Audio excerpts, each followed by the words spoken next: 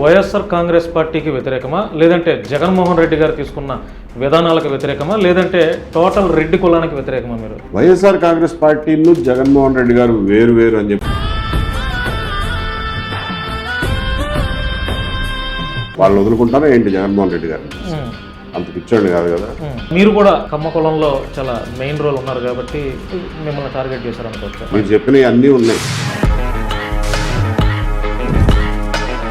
Caste feeling ఉందా sir మీకు? ఆ ఫీలింగ్ ఉన్నా కూడా ఇప్పుడు రాజకీయ నాయకుడిగా ఉన్నారు కాబట్టి మనసులో దాచుకోవాల్సిన అవసరం లేదు. అంటే నేను ఎప్పుడు అరెస్ట్ చేస్తున్నారు సార్ కొడాలి నాని? మోడీ గారు ప్రధానమంత్రి అయిన దగ్గర నుంచి దేశంలో అవ్వచ్చు, రాష్ట్రంలో అవ్వచ్చు, మత రాజకీయాలు కొంచెం ఎక్కువ అవుతున్నాయి సార్. దీని మీద మీ అభిప్రాయం ఏంటి? రాష్ట్రంలో మత రాజకీయాలు ఎక్కువ అవుతున్నాయి అనేది నేను కూడా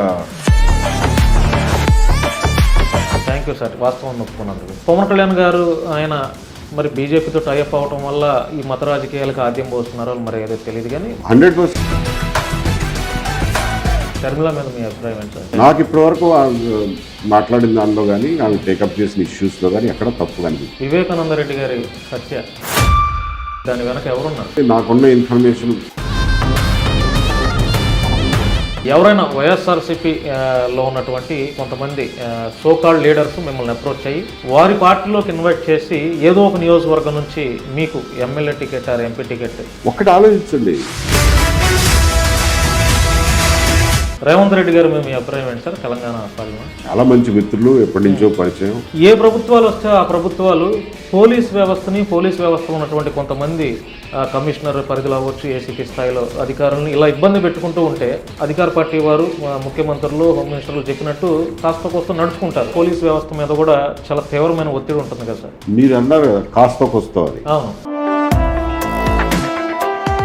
రాజశేఖర రెడ్డి గారి పరిపాలన చూశారు సార్, చంద్రబాబు గారి పరిపాలన చూశారు, జగన్మోహన్ రెడ్డి గారి పరిపాలన కూడా చూశారు. ఈ ముగ్గురులో ది బెస్ట్ అని నేను చెప్పలేను కానీ వరస్ట్ మాత్రం. అందరికీ నమస్కారం, నేను Bhanu Mekala. Welcome to Shashi TV. ఈరోజు మనతో ఒక స్పెషల్ గెస్ట్ ఉన్నారు. 2 తెలుగు రాష్ట్రాల్లో ఆయన పరిచయం అక్కర్లేని వ్యక్తి, బాగా సుపరిచితమైనటువంటి వ్యక్తి. ఆయన మేరకు అన్యాయం జరిగింది అంటే ఎంతవరకైనా పోరాడే వ్యక్తి. ఆయనే retired IPS officer AB Venkateswara garu. Sir నమస్తే సార్. నమస్కారం సార్. పూర్తి స్థాయి రాజకీయ నాయకుడిగా మారిపోయినట్టున్నారు. అవునండి. అంటే రాజకీయాల్లో ఉండాలనేది మీ డ్రీమ్ ఏమైనా ఉందా సార్? ఎప్పటి నుంచో పెద్ద డ్రీమ్ ఏమి లేదు. ఇప్పుడు రిటైర్ అయిన తర్వాత ఏం చేయాలి అనే ఆలోచన వచ్చినప్పుడు రాజకీయాల్లో సరైన మార్గం అని నాకు అనిపించింది. నా జీవితాన్ని స్పెండ్ చేయడానికి అది సరైన మార్గం అని నాకు అనిపించింది. అంటే ప్రజలకు సేవ చేయాలనేది మనసులో ఉందా సార్? కరెక్ట్. అంటే రాజకీయాల్లోకి రాకపోయినా కూడా సేవ చేయొచ్చు కదా ప్రజలకి? కరెక్ట్. రాజకీయాల్లో వచ్చి కూడా చేయొచ్చు కదా. సో రాజకీయాల ఇంపాక్ట్ చాలా ఎక్కువ ఉంటుంది సమాజం మీద. అవును సార్. సో రాజకీయాలని ఇంపాక్ట్ చేయగలగడం అన్నిటికంటే బెటర్ అని చెప్పి నా ఉద్దేశం. అంటే ప్రస్తుత రాజకీయాలు చూస్తే అంత బాగున్నాయి సార్? అంటే గతంలో పోల్చుకున్నా కానీ ఇప్పుడు చాలా వ్యక్తిగత దూషణలు కూడా ఎక్కువైపోయినాయి బాగా. అంటే మానవ జాతి నాగరికత మొదలైన 10,000 సంవత్సరాల నుంచి కూడా రాజకీయాలు ఎప్పుడు ఏం బాలా, ఎప్పుడూ రాజకీయాలు ఇట్లాగే ఉంటాయి. రాజకీయాలు బై డెఫినేషన్ ఇట్లాగే ఉంటుంది. మీరు గ్రీక్ డెమోక్రసీ చూసినా, రోమన్ సెనేట్ చూసినా ఎప్పుడు రాజకీయాలు ఇలాగే ఉంటాయి. ఎందుకంటే బెటర్గా ఉండవు. ఇన్ఫ్యాక్ట్ ఇవాళ మీడియా వచ్చింది కాబట్టి, కొంచెం పారదర్శకత పెరిగింది కాబట్టి, ప్రజల్లో అవేర్నెస్ పెరిగింది కాబట్టి ఇంకా రాజకీయాలు ఒక రకంగా బెటర్గా ఉన్నాయని అనుకోవాలి. పాత రోజుల్లో మీడియా ఇంత లేదు కదా, ఎవరేం చేసినా చెల్లిపోయేది కదా. మీడియా ఉండుంటే జూలియస్ సీజర్ మర్డర్ అయ్యేదో లేదో తెలియదు మనం ఎప్పుడు రాజకీయాలు కలుషితం అయిపోయినాయి అని నేను అనుకోను. రాజకీయాల్లోనే ఉన్నాయి, ఎలా ఉండాలో అలాగే ఉన్నాయి. అందులోకి వచ్చి దాన్ని బాగు చేయడానికి బోల్డంత స్కోప్ ఉంది. బాగు చేసేవాళ్ళు బాగు చేయకుండా మన కుర్చీలో కూర్చుని రాజకీయాలు కలుషితమైపోయినాయి అబ్బా, ప్రజలు చెడిపోయారబ్బా, ఎవరు ఏం చేయలేమబ్బా అనుకుంటే ఎందుకు వెధవ అసెస్మెంట్లు? చేయగలిగితే బయటకు వచ్చి చేయండి. బాధ్యతలు తీరిపోయిన వాళ్ళు, పెద్దగా పని లేని వాళ్ళు చేయొచ్చు కదా సమాజం కోసం. ఆ ఉద్దేశంతో నేను వచ్చాను సార్. ఒక పోలీస్ ఆఫీసర్గా అంటే మీరు రిటైర్డ్ అయ్యారు. గతంతో పోల్చుకున్నప్పుడు పోలీస్ వ్యవస్థ, ఇప్పుడున్నటువంటి పోలీస్ వ్యవస్థ అంటే what is the difference sir? అంటే ఎట్లా ఉంది? గతానికి ఇప్పుడు కేవలం పోలీస్ వ్యవస్థే కాదు, ఎంటైర్ బ్యూరోక్రసీలో కూడా కొంత మార్పులు వచ్చాయి. ఓవర్ స్వాతంత్రం వచ్చిన కొత్తలో రాజకీయ నాయకుల్లోనూ చాలా పర్సనల్ నిబద్ధత, పర్సనల్ ఆనెస్టీ కనిపించేది. అలాగే బ్యూరోక్రాట్స్లో కూడా పర్సనల్ ఆనెస్టీ కనిపించేది. బ్యూరోక్రాట్స్లో ప్రొఫెషనల్ ఆనెస్టీ కూడా కనిపించేది. రాను రాను కొంత ఇంటిగ్రిటీ, ఆనెస్టీ తగ్గిపోయింది. రాజకీయాల్లో కూడా అలాగే ఏం చేసినా చెల్లుబాటు అవుతుందని కొంత విశృంఖలత్వం వచ్చింది. ఈ రెండు సమాంతరంగా ఒకదానికొకటి ఇచ్చిపుచ్చుకుంటూ రెండు చెడిపోవాల్సిన స్థాయికి చెడిపోయినాయి. కానీ బట్ చేసిన మంచి పనులు ఉన్నాయి, కొత్త ఆలోచనలు తీసుకునే రాజకీయ నాయకులు ఉన్నారు, కొత్త ఆలోచనలు తీసుకునే బ్యూరోక్రాట్స్ ఉన్నారు. నేను ఉద్యోగంలో జాయిన్ అయిన కొత్తలో కూడా మా సీనియర్లు అదే అనేవాళ్ళు, మా రోజుల్లో చాలా బాగుండేదయా, ఇవాళ కుర్రాళ్ళని అసలు ఏది నమ్మలేకపోతున్నాను. నేను రిటైర్ అయిపోయిన నాడు నా వయసులో ఉన్నాళ్ళు మళ్ళీ అదే అనుకుంటున్నాను ఇప్పుడు వచ్చేవాళ్ళ గురించి. బట్ అది జనరేషన్ గ్యాప్ ఎప్పుడు ఉంటుంది, కానీ పూర్తిగా చెడిపోయిందని లేకపోతే బ్రహ్మాండంగా ఉందని రెండూ చెప్పలేము. మంచి చెడు రెండూ ఉన్నాయి. సార్, మీరు వైఎస్ఆర్ కాంగ్రెస్ పార్టీకి వ్యతిరేకమా, లేదంటే జగన్మోహన్ రెడ్డి గారు తీసుకున్న విధానాలకు వ్యతిరేకమా, లేదంటే టోటల్ రెడ్డి కులానికి వ్యతిరేకమా? మీరు వైఎస్ఆర్ కాంగ్రెస్ పార్టీను జగన్మోహన్ రెడ్డి గారు వేరు వేరు అని చెప్పి నేను అనుకోవడం. ఆ రెండు ఒకటే కాబట్టి వాళ్ళు ఆ రెండింటికి వ్యతిరేకం. అంతే తప్ప రెడ్డి కులంతో నాకేం సంబంధం. నా దగ్గర నా ఫ్రెండ్స్లో చాలామంది రెడ్లు ఉన్నారు. వాళ్ళు వదులుకుంటారా ఏంటి జగన్మోహన్ రెడ్డి గారిని చూసి? అంత పిచ్చోండి కాదు కదా. కాబట్టి జగన్మోహన్ రెడ్డి గారికి, ఆయన పార్టీకి, ఆయన రాజకీయ శైలికి వ్యతిరేకం, ఆయన రాజకీయాలు చేసే తీరుకు వ్యతిరేకం.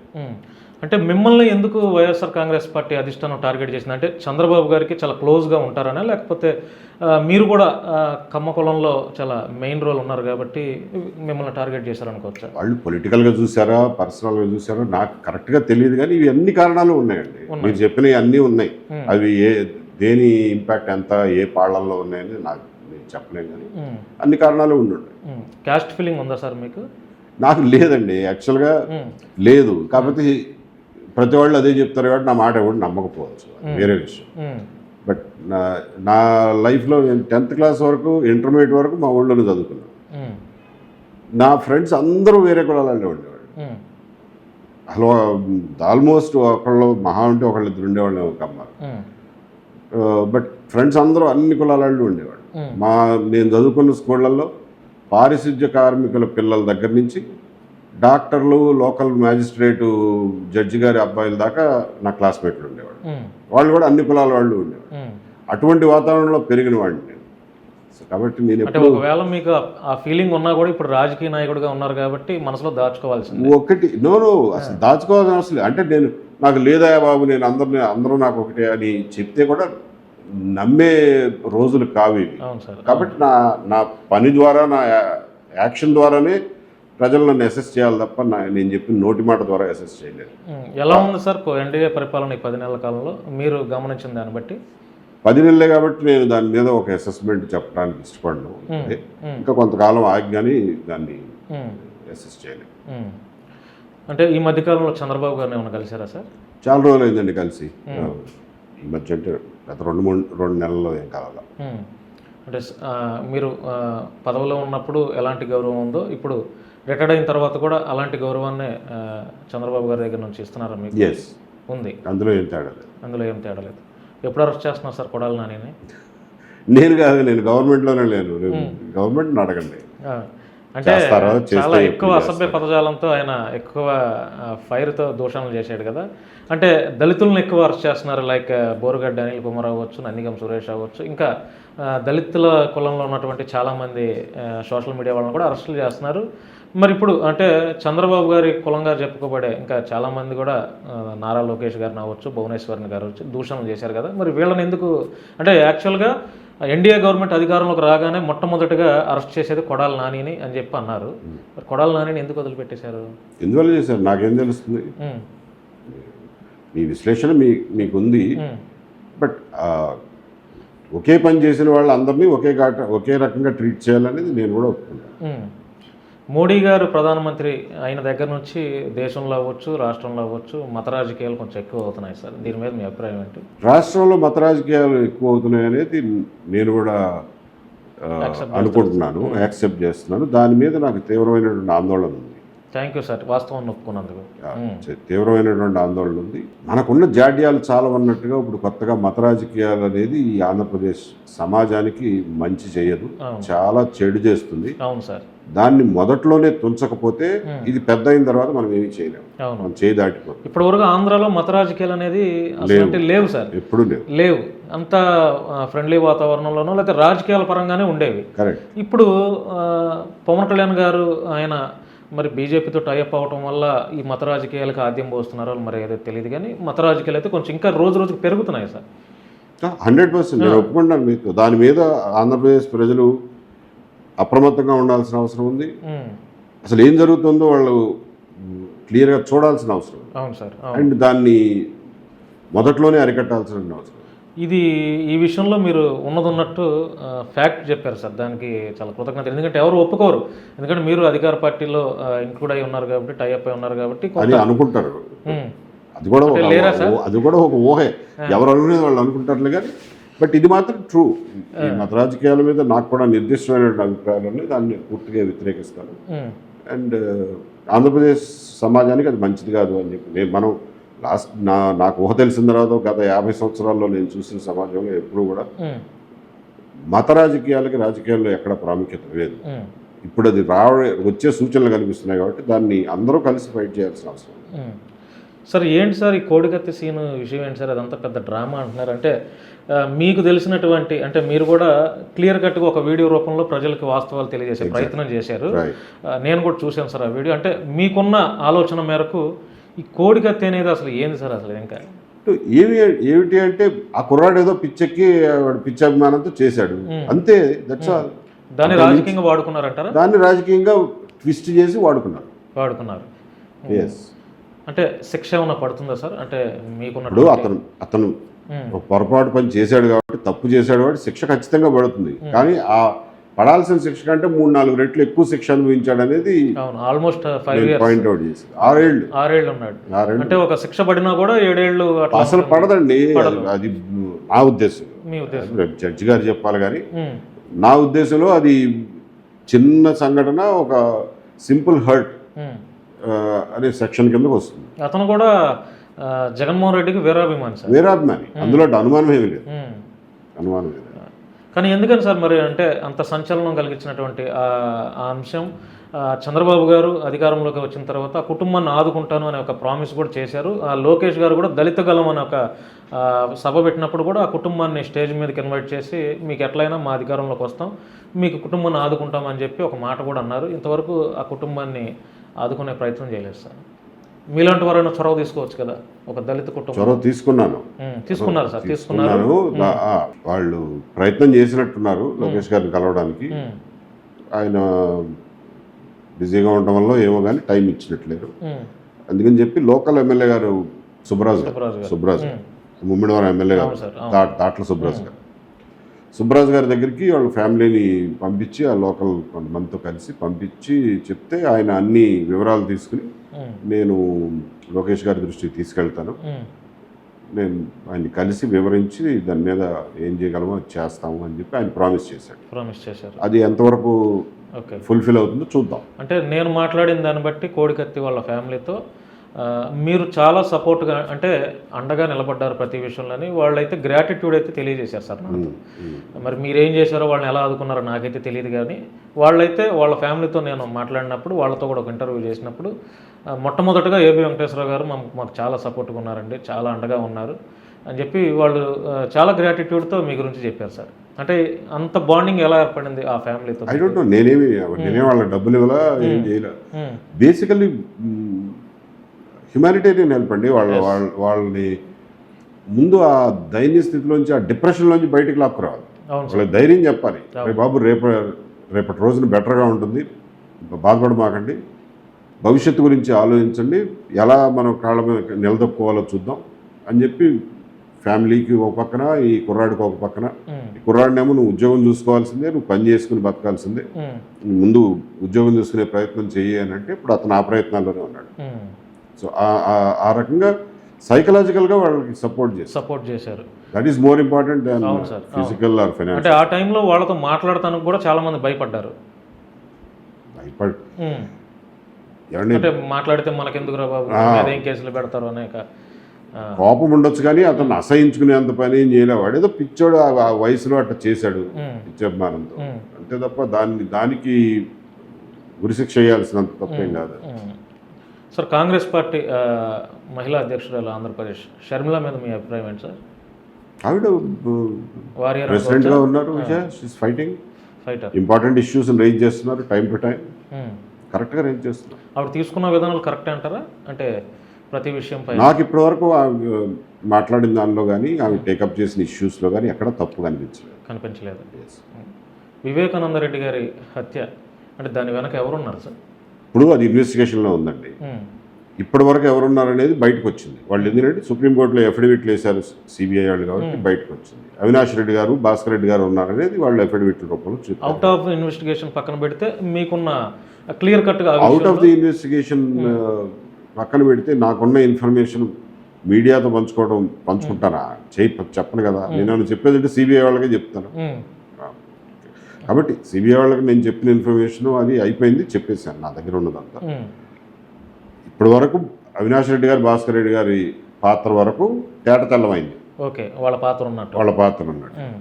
వాళ్ళ వెనకాల ఇంకెవరైనా ఉన్నారా లేదా అని చెప్పి తేల్చి కంక్లూడ్ చేయాల్సింది సిబిఐ. అది చేయడంలో వాళ్ళు ఇంకా తాత్సారం చేస్తున్నారు. నా ఉద్దేశంలో కూడా తొందరగా చేయాలి. రాబోయే రోజుల్లో ఏ నియోజకవర్గం నుంచి పోటీ చేస్తున్నారు సార్? ఏం అనుకోలేదండి ఇప్పటి వరకు. ఆలోచన అయితే ఉంది కదా షూర్గా?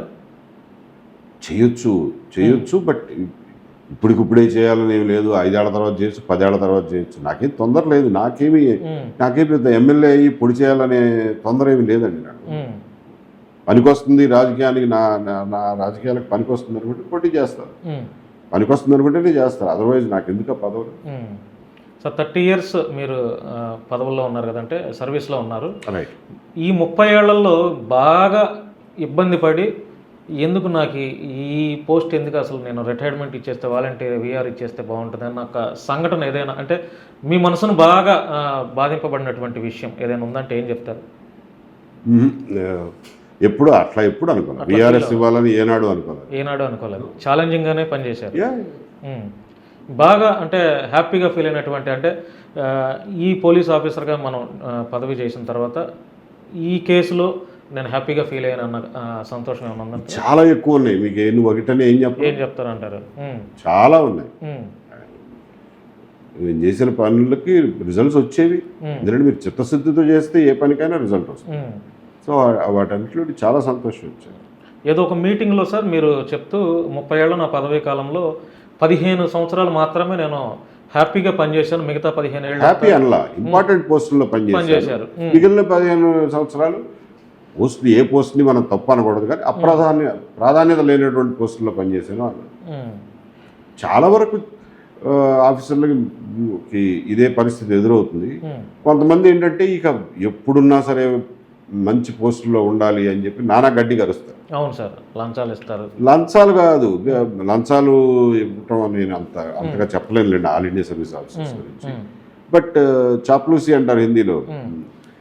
వాళ్ళని పద్దాకా వాళ్ళకి బట్టర్ పోయడం, బోత్ అపోజిషన్లో ఉన్న వాళ్ళని రూలింగ్లో ఉన్న వాళ్ళని ప్రసన్నం చేసుకుంటూ వాళ్ళ పద్దాక పొద్దున్నే లేవగానే వాళ్ళని ఒకసారి ఫోన్ చేసి పలకరించి బాగున్నారా అది ఇది అని చెప్పి చేయటం, ఇలాంటివి చేస్తూ ఉంటారు. మీరు ఏం చెప్తే అది చేస్తాము అని చెప్పే వాళ్ళు ఉంటారు.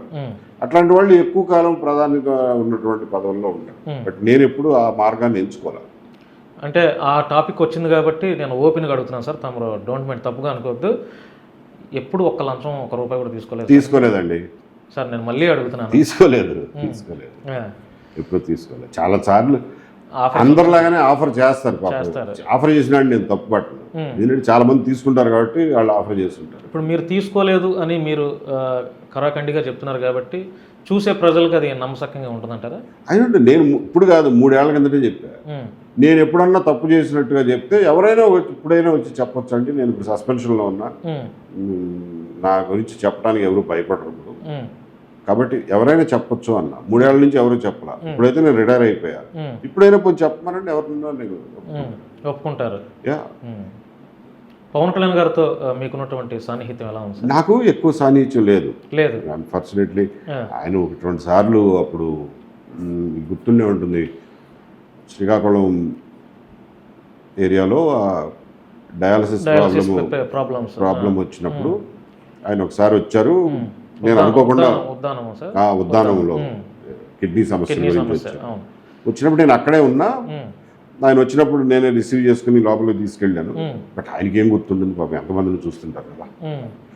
నాకు వ్యక్తిగతమైనటువంటి పరిచయం లేదు స్టిల్ ఈ రోజు వరకు కూడా లేదు. అంటే ఎందుకని సార్? అంటే చాలా మంది కలుస్తున్నారు, పరిచయం కూడా పెంచుకుంటున్నారు, మీకు అవసరం లేదనిపించిందా? నాకు ఇప్పటి వరకు అవసరం కానీ అవకాశం కానీ కలగల. నాకేం పని ఉంటుంది ఆయనతో? డిప్యూటీ సీఎం అయ్యాక కూడా మీరు వెళ్ళి విష్ చేయలేదా? నేను సర్వీస్లో లేను కదండి. సర్వీస్లో ఉంటే ఖచ్చితంగా వెళ్ళి అందరూ విష్ చేస్తారు. నేను సర్వీస్లో లేని వాడిని నాకు అందరి దగ్గరికి పోయి ఇదే దండం పెట్టడం నాకు అవసరం ఏమిటి?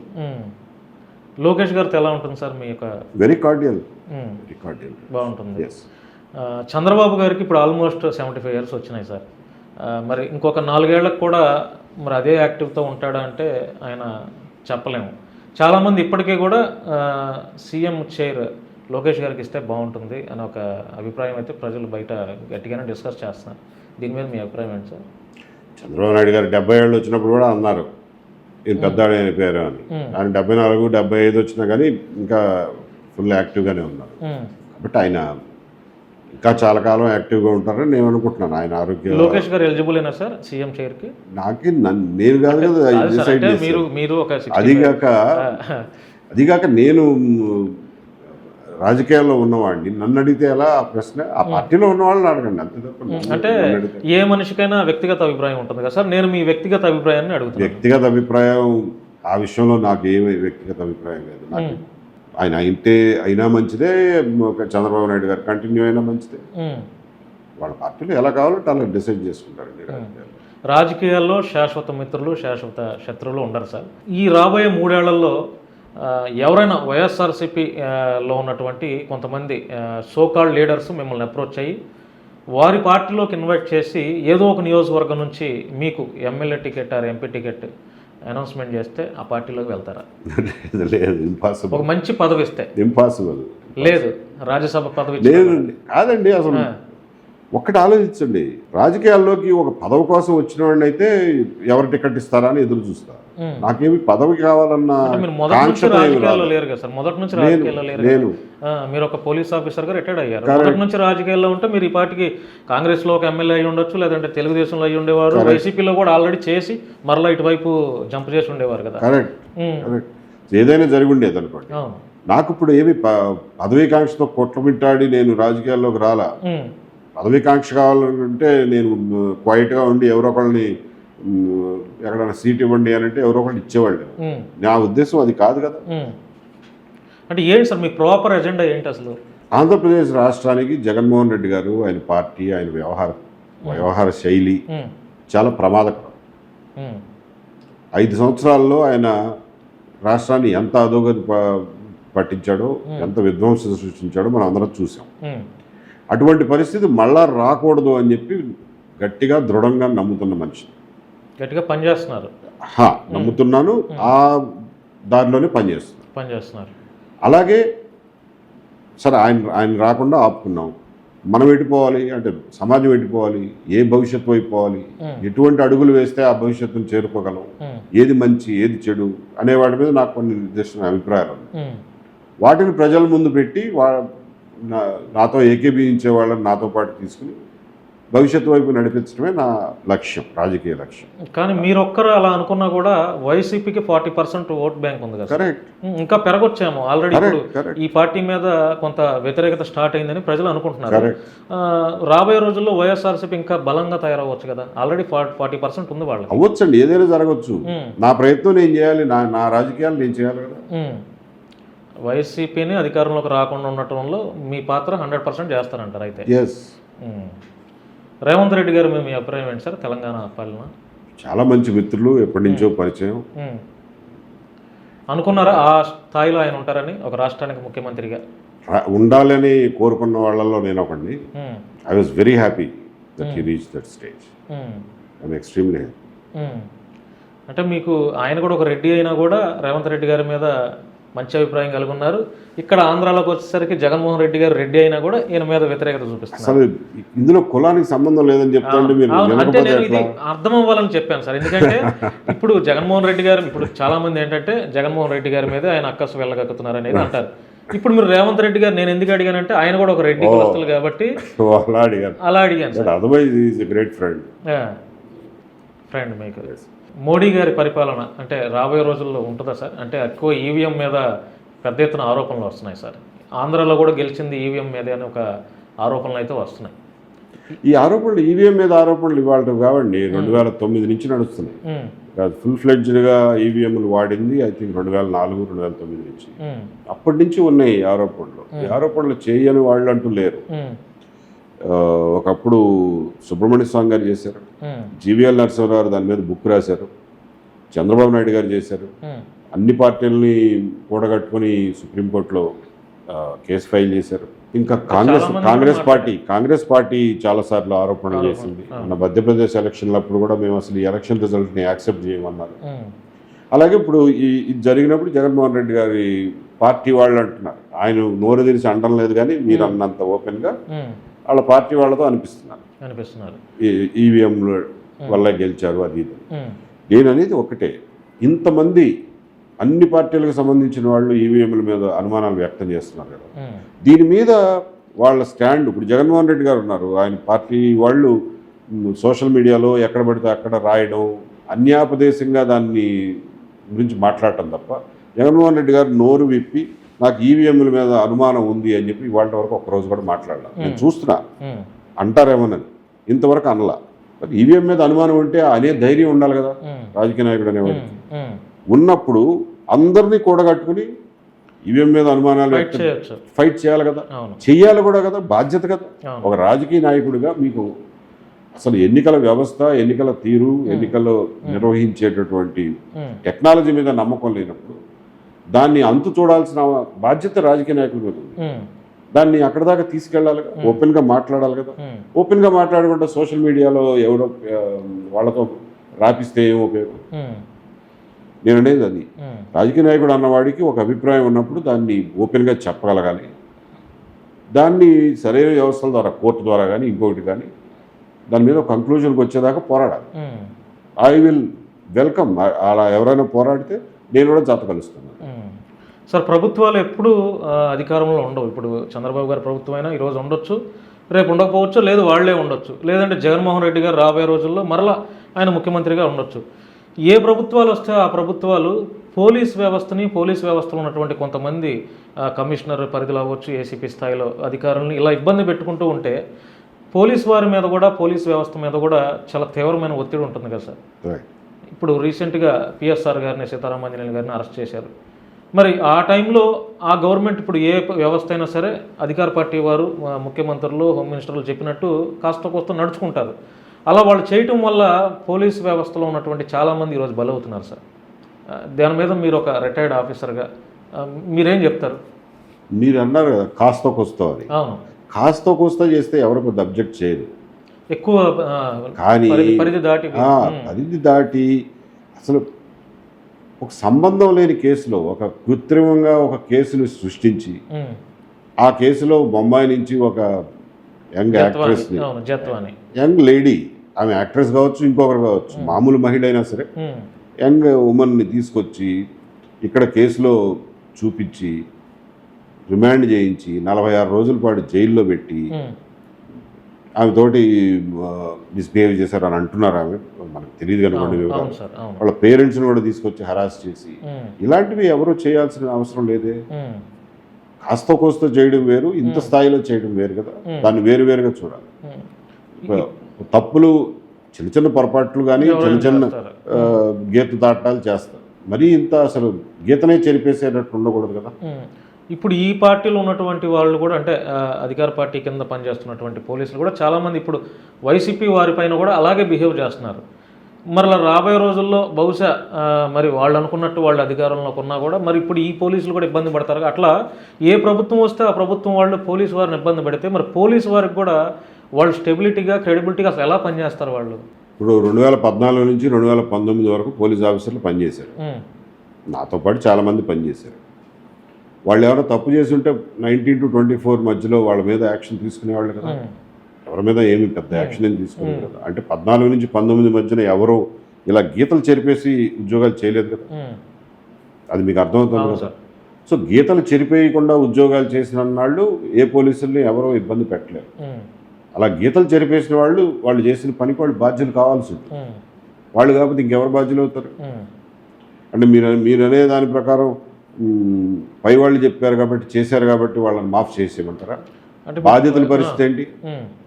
బాధ్యతలకు ఎవరు న్యాయం చేయాలి? ఎట్లా న్యాయం జరగాలి? అంటే వాస్తవానికి ఉంటుంది కదా సార్. ఇప్పుడు రాజకీయ నాయకుల ఒత్తిడి ఉంటుంది కదా పోలీసు వారి మీద, ఉండదంటారా? ఉంటుంది. ఆ ఒత్తిడికి నువ్వు లొంగాలనే ఉంది. లొంగకపోతే మరలా ఇంకా ఒత్తిడి ఎక్కువ ఉంటుంది కదా. అవసరమైతే సస్పెండ్ చేస్తారు, ట్రాన్స్ఫర్ చేస్తారు, ఏదో కేసులు పెట్టి ఇబ్బంది పెడతారు కదా. లేదు, అట్లా ఎప్పుడూ జరగలేదండి. నేను 30 ఏళ్ళు ఉద్యోగం చేశాను. ఫలానా చేయమని ఎవరైనా రిక్వెస్ట్ చేస్తారు మామూలుగా రాజకీయ నాయకులు, అంతే తప్ప ఏమి డిమాండ్ చేయరు నేను చూసినంత. 19 to 24 మరి జగన్మోహన్ రెడ్డి గారు డిమాండ్ చేశారో, రిక్వెస్ట్ చేశారో, కర్రపుచ్చుకున్నారో, తుపాకీ మెడ గురి పెట్టారో తెలియదు. కానీ కొన్ని మేజర్ మిస్టేక్స్ అయితే జరిగినాయి కదా. రఘురామకృష్ణరాజు గారిని తీసుకొచ్చి ఇలా కస్టడీలో ఎవడైనా సిట్టింగ్ ఎంపీని కాళ్ళు ఎరగొడతాడా? దానికి వాళ్ళు బాధ్యత పడాలా అక్కర్లేదు? ఒక అమ్మాయిని బొంబాయి నుంచి తీసుకొచ్చి ఒక తప్పుడు కేసులో ఇరికిస్తారా? ఎంతమంది ఆఫీసర్లు ఇలాంటి పనులు చేయడానికి సిద్ధపడతారు? నేనైతే సిద్ధపడినా. నేను ఏనాడు అటువంటి పనులు చేయమని నన్ను ఎవరో అడగలేదు. అడిగా నేను చేసేవాళ్ళు. మరి ఎవరు అడిగినా కానీ ఎందుకు చేశారు? చేసిన వాళ్ళు బాధ్యత పడాలి కదా. రాజశేఖర రెడ్డి గారి పరిపాలన చూశారు సార్, చంద్రబాబు గారి పరిపాలన చూశారు, జగన్మోహన్ రెడ్డి గారి పరిపాలన కూడా చూశారు. ఈ ముగ్గురులో ది బెస్ట్గా ఎవరి పరిపాలన బాగుందంటే ఏం చెప్తారు? బెస్ట్ అని నేను చెప్పలేను, కానీ వరస్ట్ మాత్రం జగన్మోహన్ రెడ్డి గారు. నేను ఎక్స్పెక్ట్ చేశాను సార్, అదే అంటాను. కానీ ఆయన గవర్నమెంట్లో పేదవాళ్ళకి బాగా పథకాల రూపంలో అనేక వారి అవసరాలు కూడా తీరాయి కదా సార్. మరి మంచి జరగలేదంటారా కనీసం కొంతమందికైనా? ఎవరి డబ్బులు అవి? అవి ఎవరిచ్చినా కూడా అది ప్రజల సొమ్మే కదా. ఇప్పుడు చంద్రబాబు గారు ఇచ్చినా కూడా అది ప్రజల సొమ్మే కదా. కరెక్ట్. జగన్మోహన్ రెడ్డి గారు ఇచ్చినా, రాజశేఖర రెడ్డి గారు కరెక్ట్ అండి. ట్యాక్సుల రూపంలో వసూలు చేసి లేకపోతే గవర్నమెంట్ అకౌంట్స్లో ఉన్న డబ్బులన్నీ తీసుకుపోయి బటన్లో నొక్కి నేనేదో మేలు చేశాను అని అంటే ఎవరి డబ్బు అది? ప్రజల డబ్బులు ప్రజలకు మంచి పెట్టడానికి నువ్వెందుకు ఒక గుమస్తాను పెడితే చేస్తాడు. ఎక్కడ ఉన్నాయి డబ్బులు? లేవేమో, నాకేం తెలుసు, కరెక్ట్గా తెలియదు కానీ డబ్బులు లేవేమో, అన్ని అవగొట్టేస్తుంటారు. హామీలు కూడా చేయలేకపోతున్నారు కదా sir. What ever it is, నేను ఆ వివరాల్లోకి పోను కానీ డబ్బులు లేవేమో. ప్లస్ డబ్బులు ఉన్న వాటిని కొంత పంచిపెట్టడం, కొంత రోడ్ ల్యాండ్స్టానికి ఈయన ఉపయోగిస్తున్నారేమో. సో ఎవరి స్ట్రాటజీ వాళ్ళకు ఉంటుంది కదా. పొలిటికల్ ఏం చేయాలి అనే దాని మీద, అభివృద్ధి సంక్షేమం మధ్యన ఎలా ఏ రేషియో పెట్టుకోవాలనేది ఎవరి ఆలోచనలు వాళ్ళకు ఉంటారు. జగన్మోహన్ రెడ్డి గారు చేసింది ఎక్కడెక్కడి నుంచో డబ్బులు తీసుకొచ్చి, అప్పులు తీసుకొచ్చి బట్టలు నొక్కేసి ఆయన సంపాదించిన దాని సంగతి ఏంటి? అవి ఎక్కడి నుంచి వచ్చినాయి? ఈ మద్యంలో డబ్బులు ఎక్కడి నుంచి వచ్చినాయి? ఇసుకలో డబ్బులు ఎక్కడి నుంచి వచ్చినాయి? మైనింగ్లో డబ్బులు ఎక్కడి నుంచి వచ్చినాయి? అది ఎవరికి రావాల్సిన డబ్బులు? ప్రజల డబ్బులు కదా. ఆయన డబ్బులు ఎత్తుకుపోవడానికి ప్రజలని కళ్ళు కప్పడం కోసం నొక్కిన బటన్లు అవి. అంతే తప్ప ప్రజలకు మేలు చేయాలన్న ఉద్దేశంతో నొక్కిన బటన్లు కావు. అండ్ ఆయన డబ్బులు కావు, ప్రజల డబ్బులు. అంటే చంద్రబాబు గారు జగన్మోహన్ రెడ్డి గారికి థ్యాంక్స్ చెప్పాలి సార్ నన్ను అడిగితే. ఎందుకంటే ఆయన ముఖ్యమంత్రిగా ఉన్నప్పుడు చంద్రబాబు గారిని అరెస్ట్ చేయడం వల్లనే ఈరోజు పవన్ కళ్యాణ్ గారు, బీజేపీ, చంద్రబాబు గారు కూటమిగా ఏర్పడి ఎలా అయినా సరే మనం అధికారంలోకి రావాలని చెప్పి కంకణం కట్టుకున్నారు. వాళ్ళు అనుకున్నట్టుగానే అధికారంలోకి వచ్చారు. మరి పరోక్షంగా అయినా ప్రత్యక్షంగా అయినా అట్లా జగన్మోహన్ రెడ్డి గారు చేయబట్టే కదా. అంతే కదా సార్, అది ఒక బలమైన ఆయన చేయండి. రాజకీయ పరిణామాలని రకరకాల కోణాల నుంచి చూడవచ్చు. నేను చెప్పింది ఒక ఇంట్రెస్టింగ్ అంతే కదా సార్ పాయింట్. అంతే కదా. ఇప్పుడు అట్లా చేయబట్టే కదా ఎక్కడెక్కడ ఉన్నటువంటి తెలుగువారు, విదేశాలు అబ్రాడ్స్లో ఉన్నటువంటి తెలుగువారు, ముఖ్యంగా ఆయన సామాజిక వర్గం వాళ్ళు కూడా బలంగా అనుకొని వాళ్ళంతా డబ్బులు ఎవరికి వాళ్ళు చక్కగా బయటకు తీసి ఖర్చు పెట్టి ఈరోజు అధికారంలోకి వచ్చేటట్లు చేశారు. సార్ ప్రజలకి పరిపాలన ఎలా చేస్తే బాగుంటుంది సార్, ఏ రాజకీయ నాయకుడైనా సరే? ఇది ఒక ఇంటర్వ్యూలోనో ఒక నిమిషంలో చెప్పగలిగేది కాదండి. దానికి చాలా విస్తృతమైనటువంటి ప్రోగ్రామ్ ఉండాలి. దాని మీద నేను కొంత వర్క్ చేస్తున్నాను. ఒక పాలసీ పేపరో లేకపోతే ఇంకోటి అనండి, దార్శనిక పత్రం ఒకటి తయారు చేసే పనిలో ఉన్నా. అది అది అయిపోయిన తర్వాత అందరి ముందు, ప్రజల ముందే పెడతాను. అందులో ఈ విషయాలు, పాలనా రకమైన వ్యవహారాలు, చట్టాల విషయంలో వ్యవహారాలు కానివ్వండి, సంక్షేమాల విషయంలో వ్యవహారాలు కానివ్వండి, ఇట్లాంటివి ఉంటాయి. అప్పుడు డీటెయిల్గా మాట్లాడదాం. సార్ ఇప్పుడు ఖాళీ టైంలో మీరు ఏం చేస్తారు సార్? అంటే బుక్స్ చదవటం లాంటివి ఇట్లాంటివి ఉన్నాయి? బుక్స్ చదవడం ఎప్పుడు కొంచెం అలవాటు ఉంది. అది ఇప్పుడు అన్ని చదవడానికి టైం దొరకట్లేదు, కానీ ఖాళీ టైం అంటూ పెద్దగా ఏమి ఉండట్లేదు, చాలా బిజీగా ఉంటుంది. సార్ మార్నింగ్ అంటే బ్రేక్ఫాస్ట్ ఏం తింటారు మీరు? అంటే ఊరికే తెలుసుకోవాలని. ఓకే, అంటే దీనితో ప్రజలకి ఎటువంటి ఉపయోగం లేకపోయినా కూడా మాట్లాడాల్సిన విషయాలన్నీ మనం ఇంటర్వ్యూలో మాట్లాడాం కాబట్టి ఏబి వెంకటేశ్వర గారి కొంత వ్యక్తిగత జీవితంలో కొన్ని విషయాలు మా ప్రజలకు తెలియజేసే ప్రయత్నం సార్. అంతే. బ్రేక్ఫాస్ట్ ఏం చేస్తారు సార్ మీరు?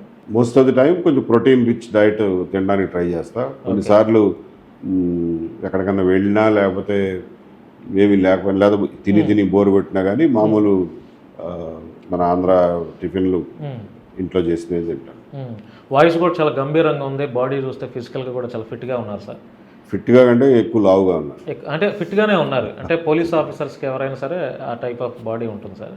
ఫిట్గా ఏమన్నా అంటే వాకింగ్ చేయటం కానీ, జిమ్ ఇట్లాంటివి ఏమైనా చేస్తారు ఇంట్లో? చిన్న ఎక్సర్సైజ్ చేస్తారు, చిన్న యోగా చేస్తారు. ఇంకేం చేస్తారు సార్? అంటే బుక్స్ ఏమన్నా రాసే ఆలోచన కూడా ఏమన్నా ఉందా? ఏదో ఒక టాపిక్ మీద? ప్రస్తుతానికి అనుకోవట్లేదండి. టైం దొరకదు అనిపిస్తుంది. టైం దొరకట్లేదు అంటే ఇప్పుడు చాలా ఫ్రీగా ఉన్నారు కదా సార్ రిటైర్డ్ అయిన తర్వాత? ఫ్రీగా లేను, రిటైర్ అయిన తర్వాత ఫ్రీగా ఉన్న వాస్తవమే.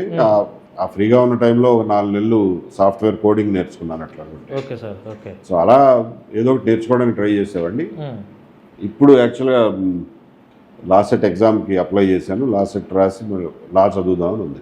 Okay sir. అంటే ఇప్పుడు అప్పుడు అవకాశం రాలేదు, ఇప్పుడు అవకాశం వచ్చింది? అప్పుడు అవకాశం రాలేదండి. అప్పుడు కూడా ఉద్యోగంలో ఉన్నప్పుడు కూడా నేను ఇందిరాగాంధీ నేషనల్ ఓపెన్ యూనివర్సిటీలో చేరి ఎంఏ ఎకనామిక్స్ పూర్తి చేశాను. ఇప్పుడు లా చదవాలని ఉంది. సార్ 30 ఏళ్ళ సర్వీస్లో ఎన్ని అవార్డ్స్ తీసుకున్నారు సార్ మీరు? ఎవరి చేతుల మీద తీసుకున్నారు? అవి రెగ్యులర్గా వచ్చే అవార్డ్స్ అండి. IPM, PPM, అంతరిక్ష సురక్ష మెడల్ అని, UN పీస్ కీపింగ్ వెళ్ళినప్పుడు UN పీస్ కీపింగ్ మెడల్ అని, ఇలాంటివన్నీ వచ్చాయి. ఇలా చాలా వచ్చినాయి. సార్ ఫైనల్గా ఆంధ్ర రాష్ట్ర ప్రజలకి ఏబి వెంకటేశ్వర గారు ఏం చెప్తారు? మీరు ఇచ్చే సందేశం అవ్వచ్చు. నేను చెప్పదలుచుకున్నది ఆంధ్ర రాష్ట్ర ప్రజలకు ఒకటే. నేను రిటైర్ అయిన తర్వాత నా జీవితాన్ని రాజకీయాల్లో స్పెండ్ చేద్దామనే నిర్ణయానికి వచ్చాను. అది ప్రజలకు మేలు కలిగే పనులు చేయడానికి, ప్రజల ఆలోచనలను రేకెత్తించడానికి, వాళ్ళని చైతన్యపరచడానికి మాత్రమే ఉద్దేశించింది తప్ప నాకు పదవీకాంక్షతోనో ధనకాంక్షతోనో రాజకీయాల్లో రావడం లేదు. నేను చెప్పే మాటలు నా ఆలోచనలతో ఏకీభవించేవాళ్ళు ఆ రకంగా వాళ్ళ ఆలోచనల్ని మార్చుకుని నాతో పాటు నడవడానికి సిద్ధపడే వాళ్ళతో నేను ముందుకు వెళ్ళడానికి రెడీగా ఉన్నాను. ఆంధ్రప్రదేశ్ రాష్ట్రానికి ఉన్నటువంటి అత్యంత పెద్ద ప్రమాదం, ఉపద్రవం జగన్మోహన్ రెడ్డి గారు, ఆయన పార్టీ, ఆయన రాజకీయాలు. కాబట్టి దాని నుంచి ముందు రాష్ట్రాన్ని రక్షించుకోవాల్సిన అవసరం ఉంది. దాంతోపాటు సమాజం ముందుకు వెళ్ళడానికి చేయాల్సిన పనులు కూడా చాలా ఉన్నాయి. నా మీద నమ్మకం ఉన్నవాళ్ళు, నన్ను నమ్మేవాళ్ళు నాతో పాటు నడవండి. నా మీద నమ్మకం లేని వాళ్ళు నన్ను పక్కన పడేయండి. అంతే. అంటే అయిపోయింది సార్. నేను ఒక చివరి ప్రశ్న. జయప్రకాష్ నారాయణ గారు, జేడి లక్ష్మీనారాయణ గారు కూడా మొదట్లో ఏదో ఒక పార్టీలో వాళ్ళు కూడా ఉన్నారు, తర్వాత సొంత పార్టీలు పెట్టారు, సక్సెస్ అవ్వాల. అదే కోవలో మీరు కూడా ఒక రిటైర్డ్ IPS ఆఫీసర్గా మీరు సక్సెస్ అవుతారనే కాన్ఫిడెంట్ ఉందా మీకు? నాకు 100% కాన్ఫిడెన్స్ ఉంది. ప్రజల విజ్ఞత మీద నాకు అపూర్వమైన నమ్మకం ఉంది. సరిగ్గా కమ్యూనికేట్ చేయగలిగితే, సరైనటువంటి ప్రణాళికతో ముందుకు పోతే ప్రజలు ముందుకు వస్తారు అనే నమ్మకం నాకున్నటువంటి అభిప్రాయం మేరకు మీరు మంచి స్కెచ్తోనే రాజకీయాల్లోకి వచ్చారనే ఒక ఆలోచన అయితే అర్థమవుతుంది సార్. ఎందుకంటే తప్పకుండా ఏదో ఒక నియోజకవర్గం నుంచి పోటీ చేస్తారు, టికెట్ తీసుకొని అనే ఒక కాన్ఫిడెంట్ కూడా నాకు అనిపిస్తుంది. మరి ఎందుకంటే అంత ఆశామాషి, ఎందుకంటే పెద్దలతో మాట్లాడుకునే మీరు రాజకీయాల్లోకి వస్తారు కదా. అంటే ప్రజలకి, సమాజానికి నేను ఏదో ఒక బోడి నియోజకవర్గం నుంచి బోడి ఎమ్మెల్యేగానో ఎంపీగానో అవ్వడం వల్ల వాళ్ళకేమీ రాదు. నేను ఎమ్మెల్యేని, ఎంపీని అయితే వాళ్ళకేం వస్తుంది? నేను ఏమన్నా మంచి పని చేసినా, లేదా మంచి కార్యక్రమాన్ని చూపించినా, మంచి దారి చూపించినా అది వాళ్ళకు ఉపయోగపడేది. కాబట్టి ఎమ్మెల్యే ఎంపీ అవడం అనేది నా ఉద్దేశంలో చాలా తృణప్రాయమైనటువంటి విషయం. అది దానికి నేను పెద్ద ఇంపార్టెన్స్ ఇవ్వను. అయ్యేవారు ఉంటే అలాంటి ఆలోచన ఉంటే చంద్రబాబు గారు ముఖ్యమంత్రిగా ఉన్నప్పుడు కూడా మీరు అప్పుడు విఆర్ఎస్ తీసుకొని అడిగినా కూడా మీకు అవకాశం ఉండేది, రకరకాల మార్గాలు ఉండేవి మీకున్న పరిచయాల్లో. ఉండేవి. కాబట్టి నేను దానికి ఎక్కువ ఇంపార్టెన్స్ ఇవ్వను. ప్రజలకు ఏమైనా మేలు చేయగలనా లేదా నేను పోయే లోపల, అదొకటే ఆలోచన.